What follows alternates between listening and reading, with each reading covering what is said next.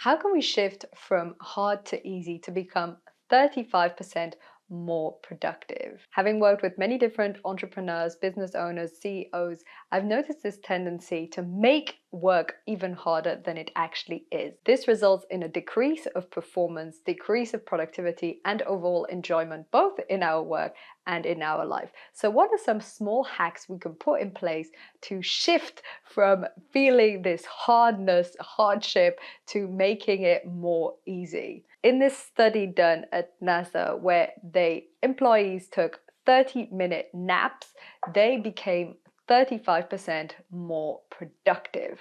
This is the interesting part. When we are dredging and going through the grind and forcing ourselves all day long, it makes us less productive. And taking a nap, having some playtime, like they do in a company called 3M, they take an hour during the day during which they can do whatever they want and they don't have to do any work. They can do a hobby or sports or meditate or sleep. The staff was also a lot more productive. And these are the sort of results we see over and over again with the 4-day weeks, for example. Why is it that by having less working hours, more free time, more play, more naps, we become more productive? This is correlated to a lot of different things, and one of them obviously is the nervous system.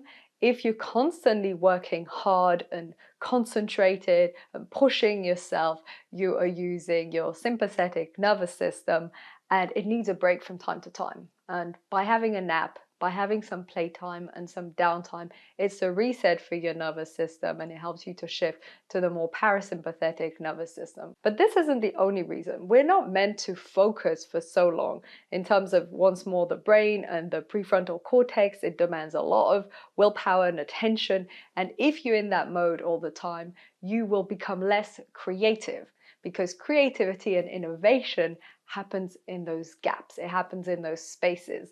This is why we often have insights when we're in the shower, for example, because that's when we're disconnected and not just focusing. So the downside of forcing and just crunching a million hours of work means less creativity, less innovation, but also less fulfillment and enjoyment. The definition of play is doing an activity that is highly enjoyable without being attached to an outcome or without having a specific purpose and desired results. Unless you're highly competitive when you're playing a game, for instance, you don't really care if you win or lose. And this flexibility, this lightness in your approach makes play a lot more enjoyable and fun and relaxing. If we're able to approach our work, even just some of the time, with this approach of play, we will become more creative, we'll become more bold and willing to take risks. Our energy will soar and go through the roof. And so many amazing benefits will come from being able to incorporate a bit more of a sense of play and joy. Why is it that we resist this feeling of play? On one level, it's because we have this ingrained belief that for things to be worthwhile, they need to be hard. And this is because most of the things that are hard are somewhat worthwhile, for instance, exercising or some of your work, for example. But this doesn't mean that all things that are worthwhile need to necessarily be hard. It doesn't work in both directions. And we've created this association in our mind that if it feels hard, therefore it must be a worthwhile activity. And this makes us put in a sense of hardship, hardness. It makes us feel that work is difficult, because then we are convinced that what we are doing actually matters.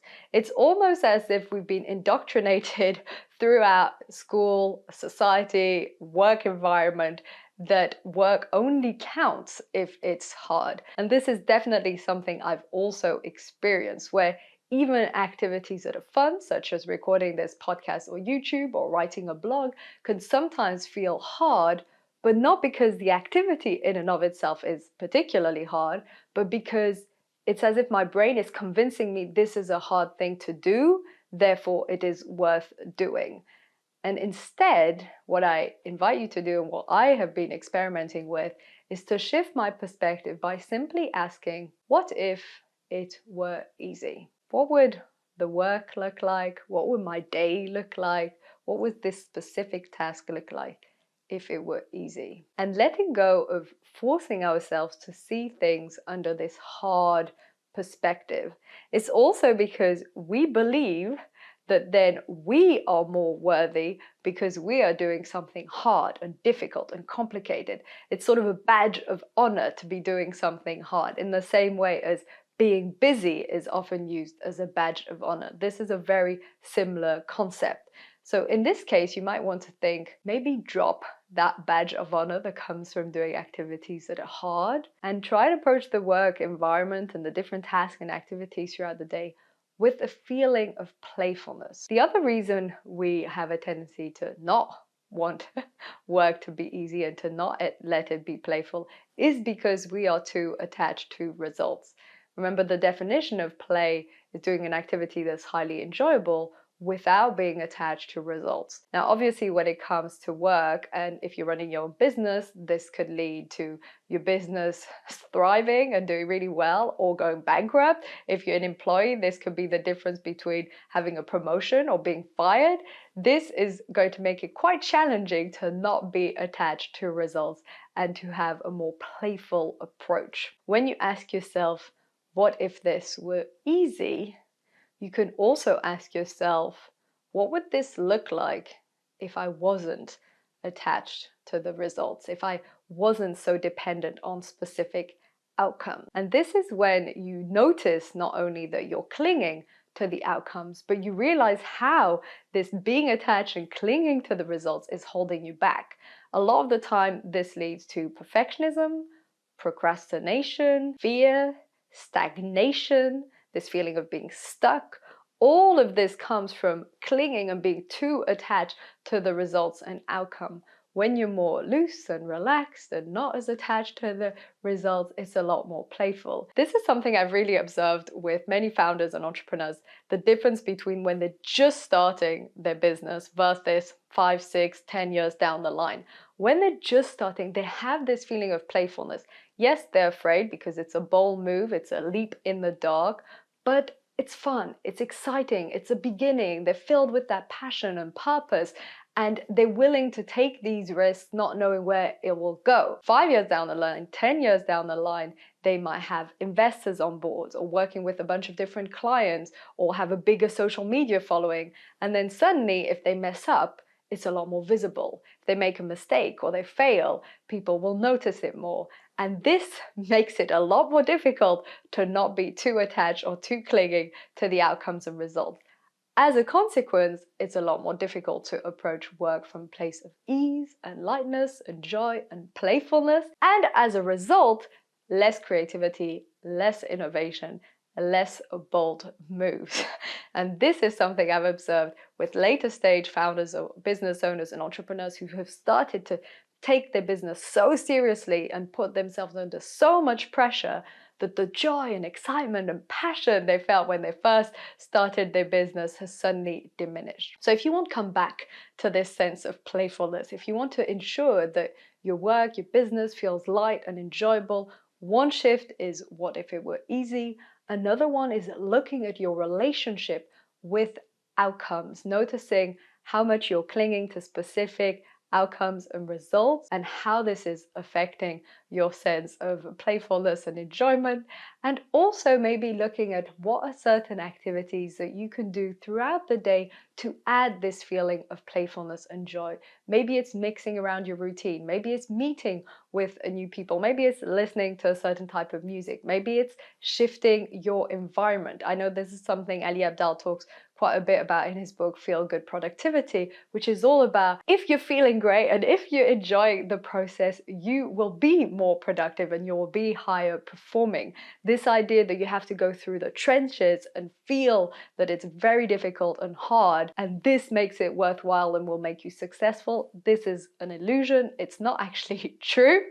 And if you believe this illusion, it will hold you back, because making everything hard means less dopamine, means less endorphins, less creativity, less fun, and people will pick up also on your energy level. If your work or your business feels hard and difficult and pressure and annoying, people will notice that and they're less likely to want to work with you or to hire you if you work as an employee, for instance. So these shifts from what if it were easy, just shifting your perspective on different tasks, then looking at how you can switch around your environment or different things and different activities, and looking at your relationship with outcomes, and maybe even embracing a persona, which is also something Ali Abdal talks about, because having a different persona can help you to shift into this alter ego and feel that your work is more fun and enjoyable. There's so many different ways in which we can change our approach and add a bit of play and joy in everyday life. It's just something we don't always think about. And I was inspired by this book, The 15 Commitments of Conscious Leadership, because in this book they explain the link with play and the attachment to results. And they mentioned this NASA study where so many people found that they were more productive, 35% more productive after having had a nap. And it's so interesting that in today's society, it's not something that we see as valuable. And we often have this perspective that it needs to be hard, that we need to work as many hours as possible. It's this hustle mindset of working as much as possible for it to be worthy.